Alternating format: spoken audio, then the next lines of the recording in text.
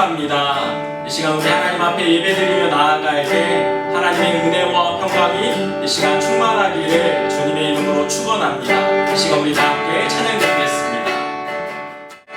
먼저 그 나라와 의와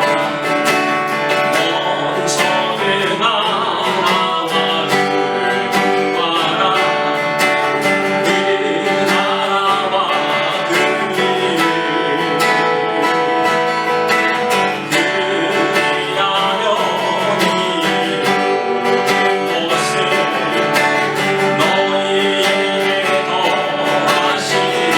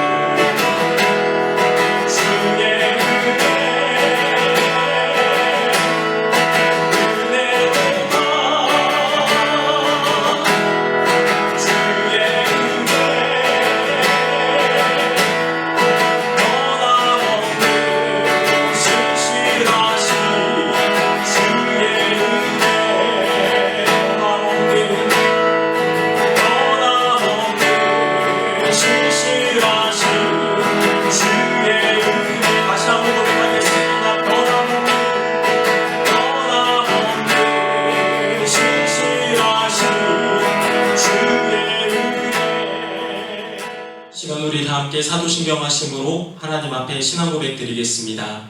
전능하사 천지를 만드신 하나님 아버지를 내가 믿사오며 그 외아들 우리 주 예수 그리스도를 믿사오니 이는 성령으로 잉태하사 동정녀 마리아에게 나시고 본디오 빌라도에게 고난을 받으사 십자가에 못 박혀 죽으시고 장사한 지 사흘 만에 죽은 자 가운데서 다시 살아나시며 하늘에 오르사 전능하신 하나님 우편에 앉아 계시다가 저리로서 산자와 죽은 자를 심판하러 오시리라. 성령을 믿사오며 거룩한 교회와 성도가 서로 교통하는 것과 죄를 사하여 주시는 것과 몸이 다시 사는 것과 영원히 사는 것을 믿사옵나이다. 아멘. 하나님 아버지, 오늘도 주님의 은혜 안에서 살다가 예배와 찬양과 영광을 올려드리게 하심에 감사합니다. 하나님의 선하신 손이 늘 도우셔서 가정과 자녀들을 보호하여 주시며 끝까지 인내하여 하나님의 품에 안기는 복된 백성들이 되게 하여 주시옵소서. 악한 영들 틈타지 못하도록 영육간에 강건케 하시고 늘 우리와 동행하여 주시옵소서. 감사하오며 사랑의 예수님의 이름으로 기도드렸습니다. 아멘. 이 시간 우리 함께 읽을 말씀은 고린도전서 8장 1절 말씀입니다. 고린도전서 8장 1절 말씀을 우리가 한 목소리로 읽도록 하겠습니다. 우상의 제물에 대하여는 우리가 다 지식이 있는 줄을 아나 지식은 교만하게 하며 사랑은 덕을 세우나니.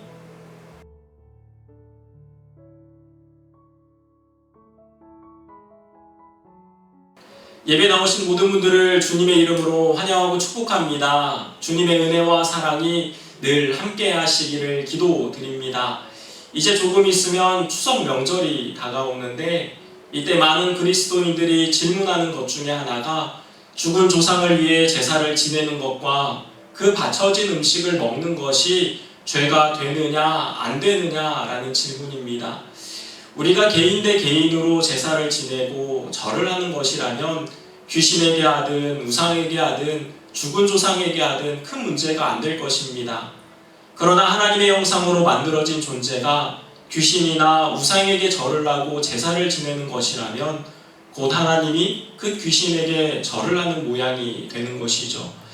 그래서 하나님께서는 십계명을 통해서 너를 위하여 어떤 형상이든지 만들지 말고 그것들에게 절하거나 섬기지 말라.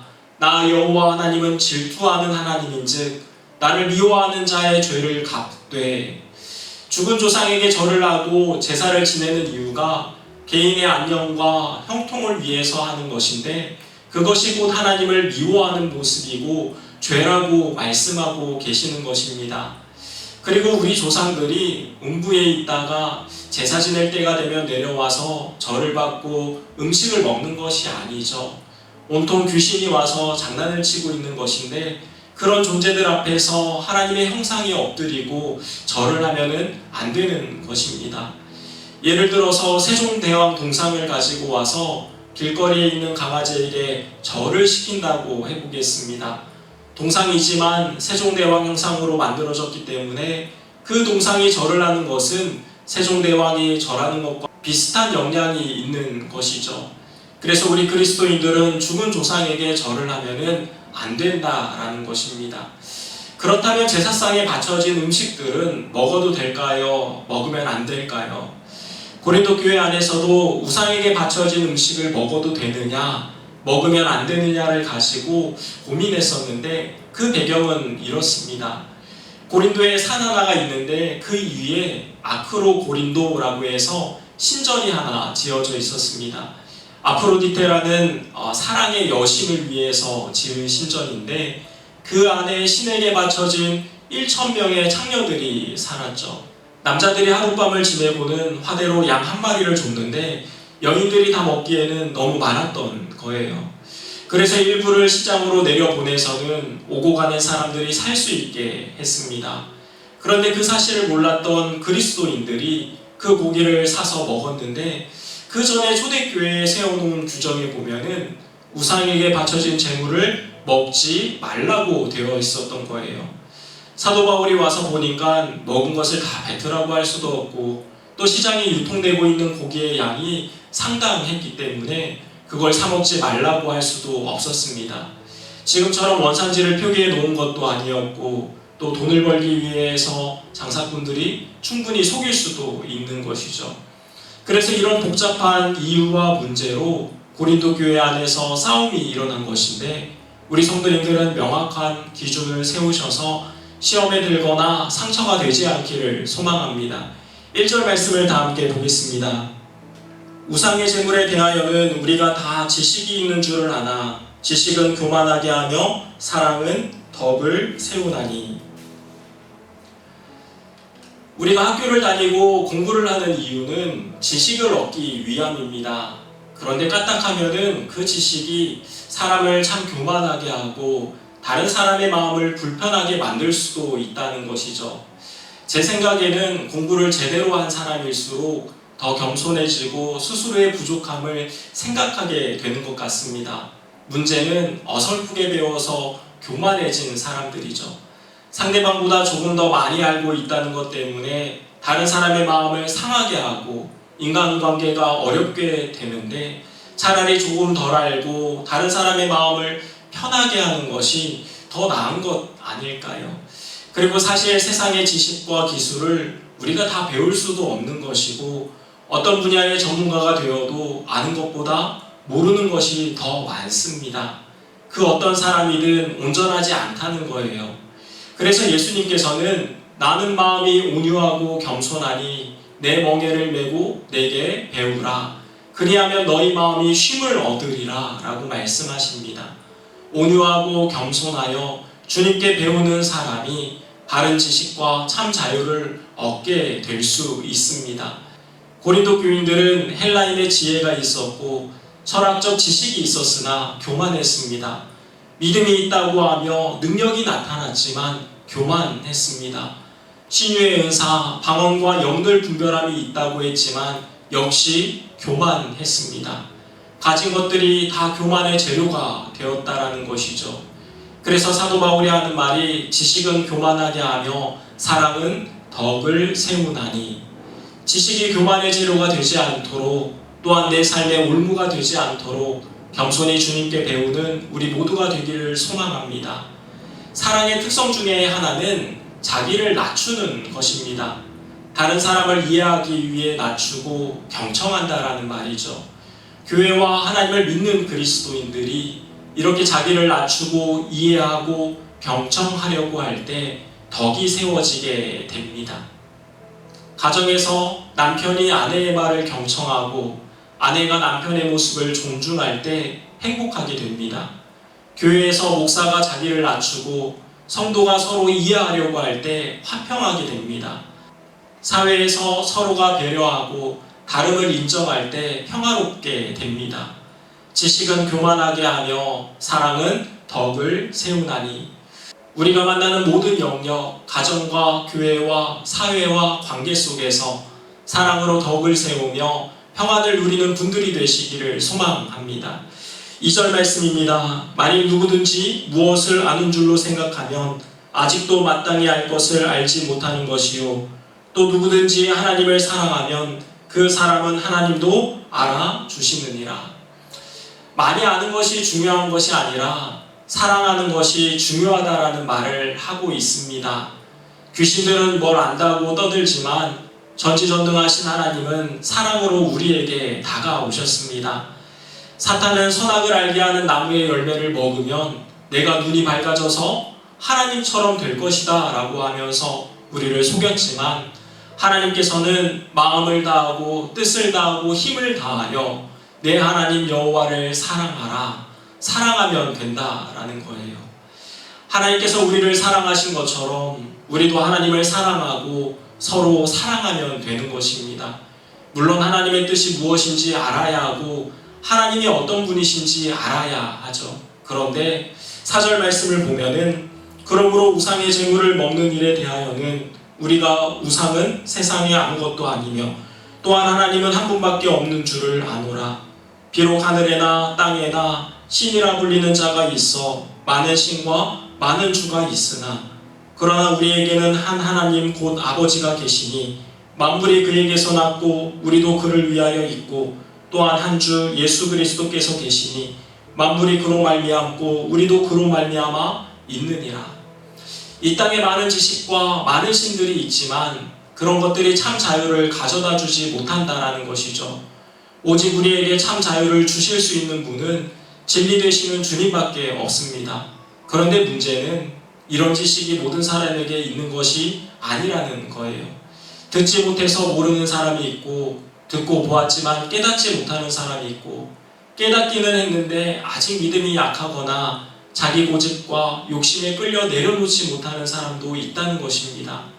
그래서 아는 것도 중요하지만 항상 우선순위는 사랑이라는 것을 말하려는 것이죠. 늘 말씀드리는 얘기지만 우리가 하나님을 믿는 이유가 무엇인가요? 하나님을 사랑하기 때문에. 우리가 교회를 다니는 이유가 무엇인가요? 하나님을 사랑하기 때문에. 우리가 성경을 배우는 이유가 무엇인가요? 하나님을 사랑하기 때문에. 자녀가 성공하고 내 사업이 잘 되고 구원받고 천국을 가고 형통하기 위해서라는 목적과 목표를 내려놓고 순수하고 사심없는 마음으로 주님을 사랑함을 고백하시는 분들이 되시기를 바랍니다. 그리하면 이 모든 것을 더하여 주십니다. 자녀가 아버지를 사랑한다고 하는데 아버지가 무엇인들 안 들어주시겠습니까? 이기적인 믿음 생활, 자기중심적인 사고에서 벗어나 하나님의 은혜를 묵상하고 사랑을 고백하는 자녀들이 되시기를 축복합니다. 7절 말씀을 보겠습니다.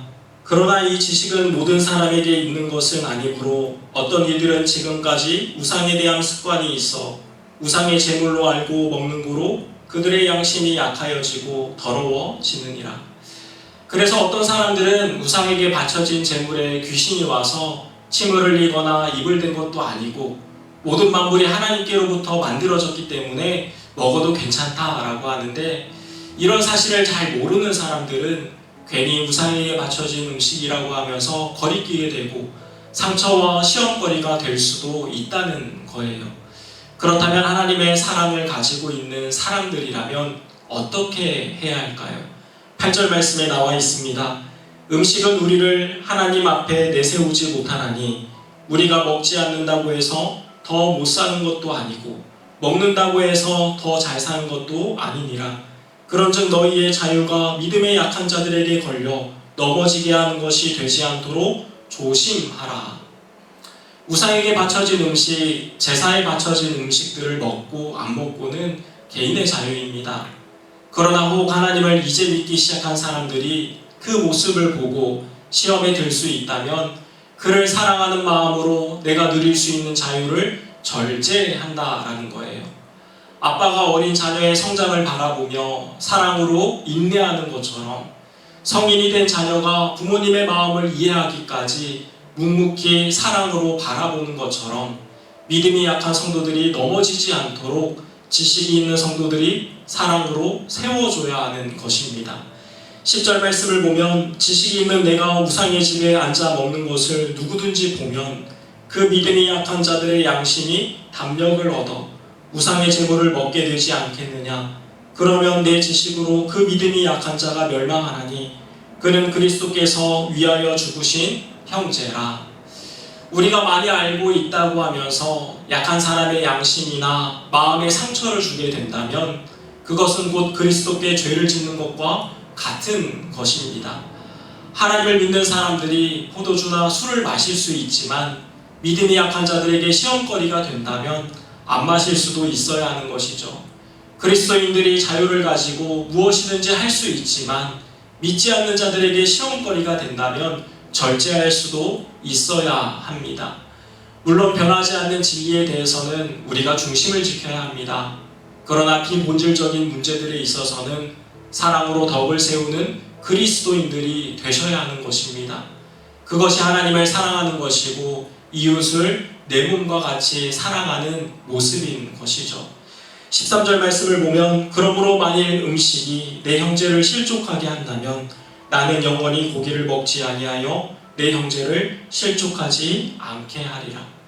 사도 바울이 하는 말은 내가 지금부터 고기를 안 먹겠다 그런 뜻이 아닙니다.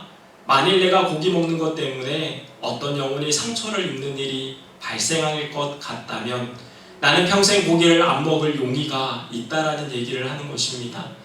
자기 권리를 주장하지 않고 다른 사람을 위해서 내려놓을 수 있다는 바울의 기본 자세인 것이죠. 이것이 사랑입니다. 돌아오는 추석 명절 변치 않는 진리에 대해서는 우리의 중심을 잘 지키시길 바랍니다. 믿지 않는 가족들과 믿음이 약한 사람들에게 하나님의 사랑을 전하는 또한 자녀들이 되시기를 주님의 이름으로 축원합니다. 정리하겠습니다. 첫 번째로 하나님의 형상으로 만들어진 자녀들이 귀신이나 우상에게 절하는 것은 죄입니다. 변하지 않는 진리의 말씀으로 기준을 세우시기를 바랍니다. 온유하고 겸손하신 주님께 우리 모두가 잘 배워서 참 자유함을 얻기를 소망합니다. 우리의 지식이 사람의 마음에 상처를 주거나 교만의 재료가 되지 않기를 소망합니다. 지식은 교만하게 되지만 사랑은 덕을 세웁니다. 가정에서 남편이 아내의 말을 경청하고 아내가 남편의 모습을 존중할 때 행복하게 됩니다. 교회에서 목사가 자기를 낮추고 성도가 서로 이해하려고 할 때 화평하게 됩니다. 사회에서 서로가 배려하고 다름을 인정할 때 서로가 평화롭게 됩니다. 우리가 만나는 모든 영역, 가정과 교회와 사회와 관계 속에서 사람들에게 덕을 세우며 평안을 누리는 분들이 되시기를 소망합니다. 마지막으로 믿음이 약한 사람들에게 상처가 되지 않도록 자기 권리를 주장하지 않고 다른 사람을 위해서 내려놓을 수 있다는 사랑의 모습이 우리 모두에게 있으시기를 주님의 이름으로 축원합니다. 기도하겠습니다. 하나님 아버지, 우리에게 주신 자유와 권리와 지식들이 교만의 재료가 되지 않도록 주님께 온유와 겸손함을 배우게 하시고 참 자유를 얻게 하여 주시옵소서. 이기적인 사람이 아니라 사랑하는 그리스도인이 되게 하시고 자기 중심적인 생각을 내려놓고 이해와 배려와 섬김의 사람이 되게 하여 주시옵소서. 나를 통해서 가정이 행복하고 교회가 화평하며 나라가 평안할 수 있도록 복을 내려 주시옵소서. 감사하며 사랑의 예수님의 이름으로 기도드렸습니다. 아멘. 이제는 우리 구주 예수 그리스도의 은혜와 하나님의 사랑과 성령님의 교제하심이 하나님을 알고 하나님의 뜻대로 행하며 사랑으로 덕을 세우기를 소망하는 모든 성도들 가운데, 가정과 자녀들과 하고 있는 일들 가운데, 땅끝까지 복음을 들고 좁은 길을 걷고 있는 선교사님들과 사역자들 가운데 이제로부터 영원토록 함께 있을지어다. 아멘. 예배를 모두 마쳤습니다. 오늘도 주님과 동행하며 평안한 저녁 되시기를 소망합니다. 주일에 뵙겠습니다.